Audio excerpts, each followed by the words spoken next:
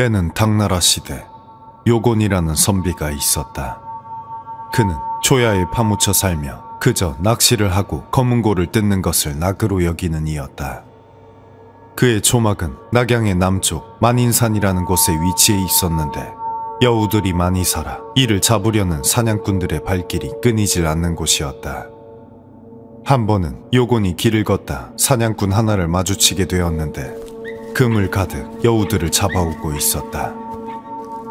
고통스럽게 발버둥치는 여우들을 본 요곤은 사냥꾼에게로 가 말했다. 전부 얼마요? 내가 모두 사겠소. 사냥꾼은 이게 웬 횡재냐 싶어 흔쾌히 돈을 받고 그물을 넘겨주었다. 그런데 이를 넘겨받은 요곤은 받자마자 여우들을 모두 풀어줘 버렸다. 아니, 어째서 그놈들을 풀어주는 겝니까? 사냥꾼이 어이없다는 듯 따지자 요곤은 씁쓸한 표정을 지으며 짧게 답했다. 내 죄를 씻는 것뿐이요. 세상 일에 관심을 두지 않고 유유자적하는 그였으나 처음부터 그런 것은 아니었다. 오히려 그는 누구보다 그 한가운데 있던 이였다. 한미한 집안에서 태어났으나 어려서부터 머리가 비상했던 요곤은 성년이 되기도 전에 과거에 급제하였다. 그렇게 하루아침에 신분이 귀해지고 비단옷이 거친 옷을 대신하게 되니 그의 마음속에는 점차 오만함이 싹트기 시작했다. 그는 자신보다 못한 이들이 도무지 이해가 되지 않았다. 붓 한 번 움직여 빈천한 자들을 사지로 내모는 것에 눈꼽만큼의 거리낌도 없었고 작은 죄에도 엄벌을 내리기를 시의하니 보다 못한 다른 관리들이 그를 말릴 정도였다. 하지만 그럴 때면 도리어 이렇게 쏘아붙이곤 했다. 법도에 따른 것뿐인데 무엇이 잘못이란 말이오. 조용히 있다가도 금세 도적대로 변하는 것이 저들이오. 그는 사람을 속이고 배신하는 일도 서슴지 않았다. 가까운 이라도 필요에 따라 언제든 믿음을 저버리곤 했고 헐벗은 유랑민들을 유인하여 자신이 소유한 장원의 노예로 삼고 밤낮 없이 착취하여 부를 착복하곤 했다. 이에 그곳에선 사람들의 고통스러운 신음소리가 끊이질 않아 그의 장원은 살아서 빠져나올 수 없는 요시의 구덩이란 뜻의 요가갱이라는 악명으로 불리곤 하였다. 하지만 천하의 잘난 자는 그 혼자만이 아니었고 사람의 원한은 그가 생각했던 것보다 훨씬 무서운 것이었다. 영원할 듯 보였던 그의 위세는 앙심을 품었던 이들의 모함으로 하루아침에 거꾸러지게 되었다. 평소 인망을 크게 잃었던 터라 요곤을 도우려는 이는 아무도 없었고 그는 마침내 역적으로 몰려 죽을 위기에 처하게 되었다. 모진 고문 끝에 겨우 목숨을 건져 빠져나올 수 있었지만 함께 고초를 당했던 그의 처와 자식들은 이미 끔찍한 죽음을 맞은 뒤였다. 그렇게 지난날의 악행이 무색하게 중년에 이르러 모든 것을 잃은 요곤은 그제야 피눈물을 흘리며 지난날의 과오를 뉘우쳤다. 모두 내 어리석음 때문이었구나. 내 다시는 남을 속이거나 해치지 않으리라. 그렇게 다짐한 그는 장원의 노복들을 모두 풀어주고는 초야에 묻혀 남은 여생 동안 자신이 저지른 죄를 씻기로 마음먹었다. 그의 결심은 비단 사람만을 위한 것은 아니었다. 그는 한낱 미물이라 할지라도 함부로 여기지 않았다. 낚시를 해도 일용할 만큼만 잡았으며 짐승을 잡아도 추위를 날 가죽을 얻는 데에 그쳤다. 그런 그가 사지에 몰린 여우들을 보았으니 이를 풀어주지 않고는 배길 수 없었던 것이었다. 이런 사정을 알 리 없는 사냥꾼은 어이없다는 듯 그에게 핀잔을 주었다. 힘들게 잡은 것인데 적간 여우들이 뭐라고 살려주는 것이오. 놈들이 얼마나 간사한 줄 아시오. 듣기로 요력을 부려 사람을 해치는 놈들도 있다오. 요곤은 사냥꾼의 말에 과거 자신의 모습을 떠올리며 씁쓸하게 말했다. 앞으로 마주칠 때마다 내가 놈들을 사겠소. 이후 요곤은 틈이 날 때마다 사냥꾼이 잡은 여우들을 풀어주었고 시간이 지나자 그가 풀어준 여우만 수백 마리에 달했다. 하지만 그렇게 여러 날에 걸쳐 짐승을 사들이니 그가 가진 돈은 금세 바닥을 보이기 시작했다. 그가 여우를 사들일 수 있었던 것은 보리사라는 부유한 사찰에 자신의 장원을 담보로 돈을 빌린 덕이었는데, 돈이 다 떨어져 가니 요고는 영영 장원을 되찾지 못할 상황에 이르게 되었다. 몸이 늙어감에 따라 점차 몸소 먹을 것을 구하기도 힘겨워지는 마당에 가진 돈마저 모두 떨어졌으니 그는 하루하루 먹고 살 걱정을 해야 할 상황에 이르렀다. 하지만 그럼에도 그는 여우들을 사들여 풀어주기를 멈추지 않았다. 가여운 놈들, 다시는 잡히지 말거라. 그러던 어느 날 누군가 그의 초막을 찾았다. 나리, 저를 기억하시겠습니까? 그는 승려처럼 머리를 짧게 깎은 멀끔한 차림의 청년이었다. 자신을 아는 듯한 눈치에 요고는 기억을 더듬어 보았으나 그가 누군지 금방 떠오르지 않았다. 그렇게 요곤이 선뜻 답하지 못하니 청년이 먼저 말을 이었다. 저는 나리의 장원에 있던 동복으로 나리께서 이곳에 계신다는 말을 듣고 찾아뵈었습니다. 소문에 장원이 저당 잡혀 넘어간다 하던데 사실입니까? 자신의 장원에 있던 이라는 말에 요고는 마음이 무거워 고개를 들지 못했다. 나 때문에 고생이 많았겠구만. 내 미안하게 생각하고 있네. 하지만 청년은 미소를 지으며 자신이 가져온 수레를 가리키며 말했다. 무슨 말씀이십니까? 저는 그곳에서 먹을 거 걱정 없이 살 수 있었고 나리의 은혜로 세상에 나온 뒤에 큰 돈을 벌 수 있었습니다. 평소 그 은혜에 꼭 보답하고 싶었는데 나리께서 어려움에 처하셨다는 말을 듣고 이리 찾아온 것입니다. 이 돈이면 좋게 장원을 되찾으실 수 있을 겁니다. 이에 요고는 몸둘 바를 몰라하며 여러 번 이를 사양하였으나 청년은 도무지 포기할 생각이 없어 보였다. 세상엔 평생을 갚아야 할 빚이 있다 들었습니다. 부디 이를 받아주시지요. 이 돈을 가지고 장원을 찾으신다면 필시 좋은 일이 있을 겁니다. 그렇게 청년이 한참 동안이나 물러서지 않는 데다 마침 먹고 살 걱정이 늘어가던 터라 요고는 마지못해 이를 받아들이게 되었다. 정 그렇다면 내 고맙게 받겠네. 차를 내어줄 테니 한 잔 들고 가게. 그러고는 부뚜막에 들어가려 하는데 청년이 따라오는 소리가 들리지 않았다. 이에 뒤를 돌아보니 수레만 덩그러니 세워져 있을 뿐 청년은 간데없이 사라지고 없었다. 다음 날 요고는 청년이 준 재물을 가지고 장원을 찾았다. 그런데 해가 저물 쯤이 되어 도착한 장원은 자신이 다스릴 때와는 분위기가 사뭇 달라져 있었다. 어디선가 큰 공사가 이뤄지고 있는지 젊은 승려들이 웬 흙무더기를 분주하게 옮기고 있었다. 그렇게 요곤이 잠시 그 광경을 지켜보는데 누군가 그를 알아보고는 말을 걸었다. 무슨 일로 오셨습니까? 이에 요곤이 그를 돌아보니 자신이 장원을 맡긴 해소라는 노승이었다. 이제 돈을 갚을 수 있게 되어 장원을 돌려받으러 왔습니다. 그렇게 용건을 전하니 해소는 예를 갖추며 정중히 그를 자신의 방으로 청했다. 들어오시지요. 돈을 준비하셨다니 참으로 다행인 일입니다. 장원은 빠른 시일 내에 정리해 돌려드리겠습니다. 이에 요곤이 기다리겠노라 답하니 해소는 술을 가져와 그에게 내어주었다. 좋은 술을 얻었습니다. 소승은 술을 마시지 못하니 나리께서라도 드시지요.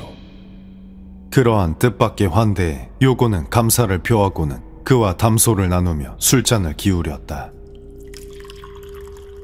그러던 중 요곤의 눈에 들어오는 것이 있었다. 방 안에 빽빽하게 들어찬 장 안에 본 적 없는 기이한 약재들이 가득 진열되어 있는 것이었다. 저것들은 다 무엇입니까? 그러자 해소는 뒤도 돌아보지 않고 가만히 답했다. 저것들은 신선이 되기 위한 선약의 재료들입니다. 불가의 귀한 승려가 신선에 관심을 갖다니 이상하지 않을 수 없는 일이었다. 그런데 거기에 이어 또 하나 이상한 것이 요곤의 눈에 들어왔다. 해소의 소매자락에 웬 검붉은 점들이 희미하게 묻어있는 것이었다. 빗자국이 아닌가? 요곤이 내심 놀라며 그의 소매에서 눈을 떼지 못하니 해소는 이를 눈치챘는지 가만히 자신의 소매를 가렸다. 허나 소승이 알아본 결과 아직까지 효과가 있는 것은 없었습니다. 이어 어색한 침묵이 흐르자 요곤은 조용히 자리에서 일어났다. 직간에 좀 다녀오겠습니다. 그렇게 방 밖으로 나온 요곤은 수상쩍은 마음을 도무지 지울 수 없었다. 이에 선뜻 방에 다시 들어가지 못하고 있는데 뒤뜰 쪽에서 이상한 소리가 들려왔다. 죽여줘. 희미하게 들려오긴 했지만 이는 사람의 목소리였다. 이에 놀란 요곤은 가만히 소리를 따라가 보았다. 정각을 끼고 돌아보니 뒤뜰에는 큰 공터가 펼쳐져 있었는데 그 위에 셀 수 없을 만큼 많은 구멍들이 뚫려 있었다. 소리는 그 구멍들 아래서 들려오고 있었다. 죽여줘. 제발 죽여줘. 요곤이 조심스레 구덩이에 다가가 보니 이는 좋기 몇 장은 되어 보이는 깊은 구멍이었는데 그 아래에 있는 것을 확인한 순간 요곤은 숨이 멎는 듯하였다. 그것은 뼈만 앙상하게 남은 사람의 머리였다. 그는 온몸이 땅에 묻혀 머리만 내민 채 죽어가고 있었다. 이보시오. 괜찮으시오? 요곤이 물었으나 그는 어디엔가 홀린 듯 계속해서 같은 말만 되풀이할 뿐이었다. 차라리 죽여줘. 그의 얼굴은 여기저기가 흉측하게 썩어 들어가고 있었는데 자세히 살펴보니 그 근처에 눈에 익은 것들이 보였다. 이는 해소의 방에서 보았던 기이한 풀들이었다. 저것들은 신선이 되기 위한 선약의 재료들입니다. 그곳에서 무언가 흉악한 일이 벌어지고 있음을 안 요곤은 도움을 청하고자 그 길로 장원을 빠져나가려 하였다. 그런데 그가 발걸음을 옮기려는 순간 갑자기 시야가 뿌옇게 흐려지기 시작했다. 왜 이러지? 그는 이내 온몸에 힘이 빠지더니 더는 몸을 가누지 못하고 그 자리에 그대로 쓰러져 버렸다.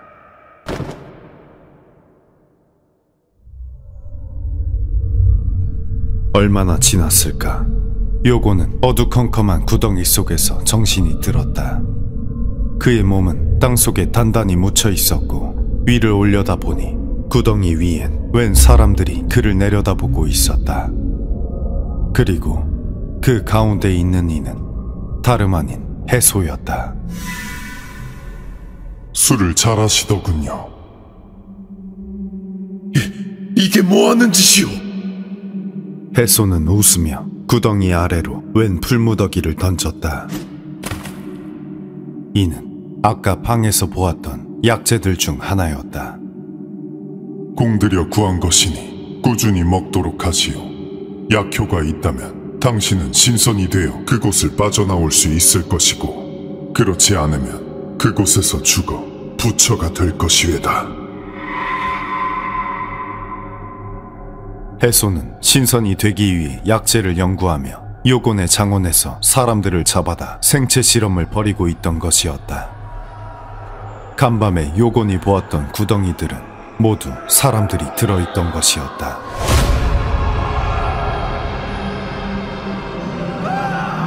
요곤은 살려달라 있는 힘껏 소리를 질렀으나 그를 도울 사람은 아무도 없었다. 그제야 해소 옆에서 낄낄대는 이를 보니 그는 얼마 전 요곤의 집에 찾아왔던 그 청년이었다. 세상엔 평생 갚아야 할 빚이 있다 들었습니다. 이 돈을 가지고 장원을 찾으신다면 필시 좋은 일이 있을 겁니다. 그렇게 구덩이 속에 갇혀 옴짝달싹도 하지 못하게 된 요곤은 처음엔 약재를 먹지 않으려 했으나 그렇게 몇 날 며칠을 굶주리게 되니 결국 목마름과 굶주림을 이기지 못하고 이를 입에 대기 시작했다.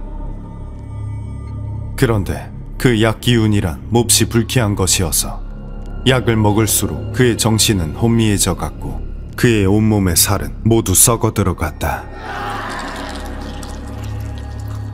그렇게 한 달쯤이 되자 그는 오감이 모두 사라지기에 이르렀고 마침내 약재의 기운을 이기지 못하고 정신을 잃고 말았다. 선생, 일어나 보시오. 얼마나 지났을까? 요곤은 누군가 자신을 부르는 소리에 정신이 들었다. 이에 힘겹게 구덩이 위를 올려다보니 웬 노인이 그를 내려다보고 있었다. 누구시오? 간신히 입을 떼어 물으니 그가 답했다. 나는 청구에서 온 신선이요. 당신은 한 달간 땅속에 갇혀 선약의 기운을 이겨냈고 마침내 신선이 되었소.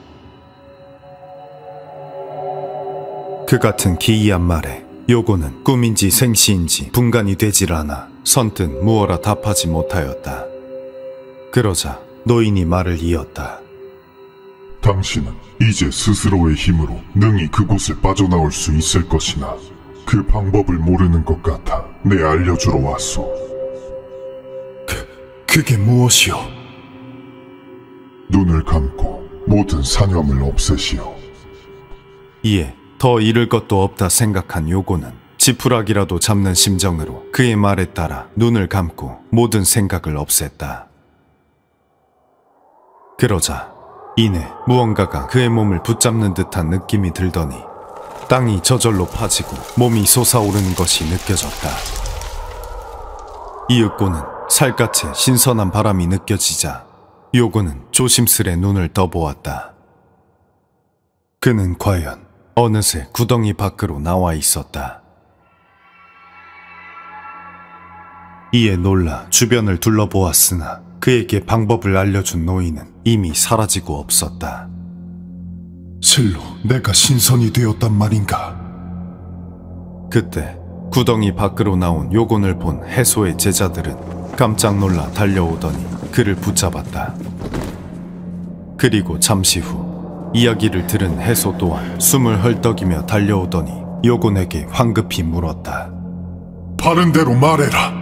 저곳에서 무슨 수로 올라온 것이냐? 이에 요곤은 자신이 겪은 일을 빠짐없이 알려주었다. 누군가 다가오더니 내가 그곳에 한 달간 갇혀 약재의 기운을 이겨냈으므로 마침내 신선이 되었다 일러주었소. 그리고 그 사람이 알려준 대로 눈을 감고 산염을 없애니 나도 모르는 사이 이 위로 올라와 있었소. 그러자 해소는 두려움 반 가슴 벅찬 반 섞인 표정을 짓더니 급히 제자들에게 명했다. 당장 나를 저 구덩이 속에 묻어라. 그렇게 해소는 자신이 요곤에게 주었던 약재를 가지고 스스로 구덩이 속으로 들어갔고 그의 제자들은 스승의 몸을 땅속에 단단히 묻었다. 그러고는 이내 저들도 뒤이어 각자 구덩이 속으로 들어가 버렸다.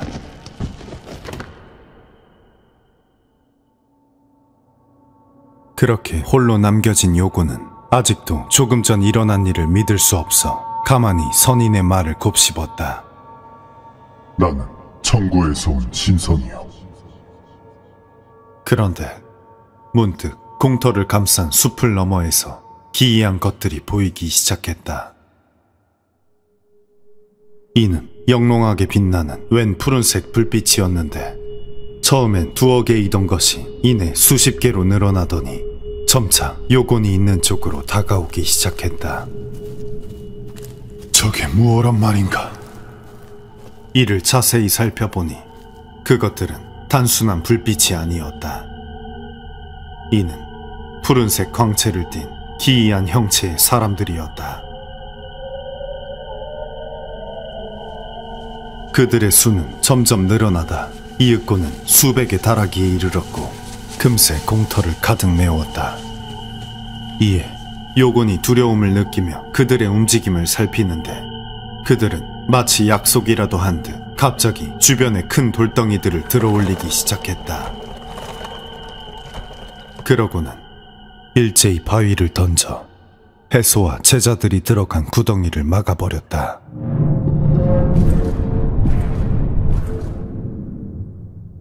그러더니 그중 가장 나이가 많아 보이는 노인 하나가 요곤에게로 다가와 말했다. 나리, 그간의 신세가 많았습니다. 그렇듯 노인이 자신을 알아보는 듯하니 요곤이 어리둥절해하며 물었다. 당신들은 누구시오? 그러자 노인이 조용히 답했다. 저는 여우의 나라인 청구에서 온 선인으로 나리께서 제 수많은 자손들을 살려주셨다는 이야기를 듣고 은혜를 갚고자 이곳에 왔습니다. 그제야 보니 과연 그의 목소리는 구덩이 안에서 들은 것과 같은 것이었다. 그렇다면 저 사람들이 모두 내가 그간 살려준 여우들이란 말이오. 그렇습니다. 그럼 나는 정말로 신선이 된 것이오? 요곤이 믿기지 않는다는 듯 묻자 노인은 이번엔 가만히 고개를 저었다. 나리께서는 일찍이 남을 속이지 않겠다 맹세하셨지요. 제가 처음부터 사실을 고했다면 나리는 저 요승을 속이지 않으셨을 겁니다. 나리를 도와드리기 위해 꾸며 말씀드린 것을 용서하십시오. 이에 요곤은 문득 해소와 그 제자들이 생각나 물었다. 그렇다면 저 사람들은 이제 죽는 것이오. 요곤이 해소가 들어간 구덩이를 가리키며 묻자 노인은 더는 아무런 말도 하지 않았다. 이에 요곤은 잠시 생각하다 말을 이었다. 저들이 용서받지 못할 짓을 한 건 맞지만 아시다시피 난 일찍이 사람을 해치지 않기로 했습니다. 안갚음으로 저들을 저리 죽이는 것은 너무한 처사이니 그만 풀어주시지요. 잘 타이른다면 필시 자신의 어리석음을 깨달을 것입니다. 그러자 노인은 더는 아무 말 없이 순순히 고개를 끄덕이고는 구덩이를 막은 바위를 다시 치우게 하였다. 그런데 돌을 치워보니 해소와 그의 제자들은 아무런 움직임이 없었다. 이에 그 아래를 내려다보니 그들은 하나같이 입에 약재를 잔뜩 문 채 목이 막혀 죽어 있었다.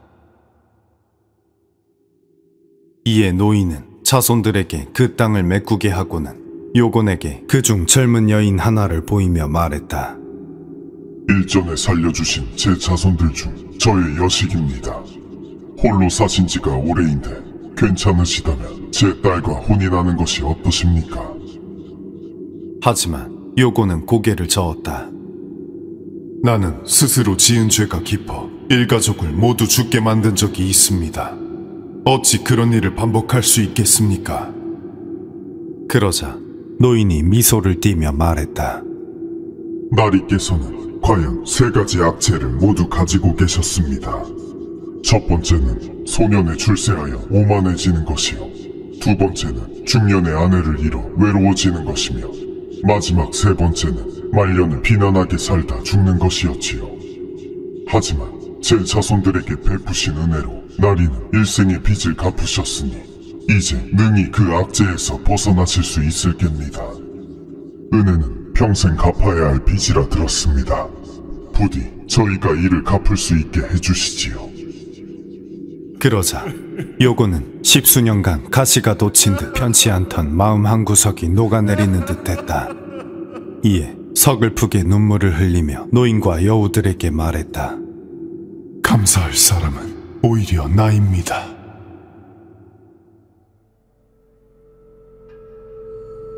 이후 요곤은 일전에 여우들을 살려주곤 했듯 다른 이들에게 베푸는 것을 게을리하지 않았고 이전에는 갖지 못했던 높은 명망을 얻을 수 있었다. 또한 여우 아내와의 사이에서 얻은 그의 아들은 훗날 높은 벼슬에 올랐고 요고는 아내와 함께 다정히 지내며 풍족한 말년을 보냈다고 한다. 이 이야기는 전기에 전해지는 내용이다.